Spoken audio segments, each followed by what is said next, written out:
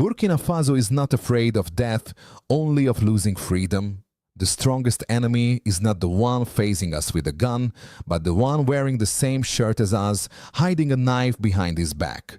We must think like Sours, not just for this season, but for the next. Freedom is never a gift. It is a fortress that must be built with blood, intelligence, and discipline. This is the President's Ibrahim Traore speech immediately after the attempted assassination near the presidential palace in Ouagadougou.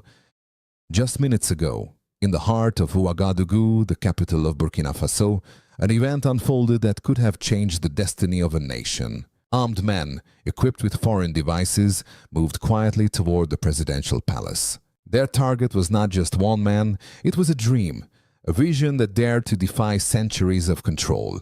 But before they could strike, something unexpected happened. Hundreds of ordinary citizens, men and women with nothing but their bare hands, turned the street into a living fortress. They stood not only for their leader, but for the soul of their country. Why has Ibrahim Traore become the figure the West cannot tolerate? Why does the survival of one young officer mean so much that assassination becomes an option repeated over 20 times in just 3 years? And why do the people of Burkina Faso, instead of running from danger, run toward it to protect him? Stay close. This is not just another headline. This is Africa's heartbeat refusing to be silenced. Subscribe and walk with us for a Burkina Faso that rises unbroken. The morning in Ouagadougou began like any other, until whispers turned into a storm. Words spread faster than the Sahel winds. They are coming again.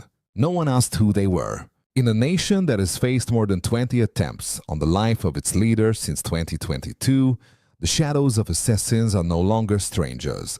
They are a constant presence, haunting every sunrise. On this day, just as the red clay roofs caught the first light, an armed group advanced toward the presidential palace. Witnesses say they carried not just rifles, but satellite communication devices, the kind associated with NATO special operations. This was not the work of amateurs. It was planned, funded, and directed by forces whose hands stretched far beyond the borders of Burkina Faso. And yet, before a single soldier could react, the people moved first. A street vendor named Issa Zongo abandoned his stall, his pockets still filled with unsold fruit, and ran toward the danger. Dozens of young men followed, and then women with cooking pots in their hands, shouting alarms. Motorbikes, wooden stalls, and bicycles were thrown across the street, turning the road into an improvised barricade. Within minutes, the path to the palace was no longer a road. It was a wall of human flesh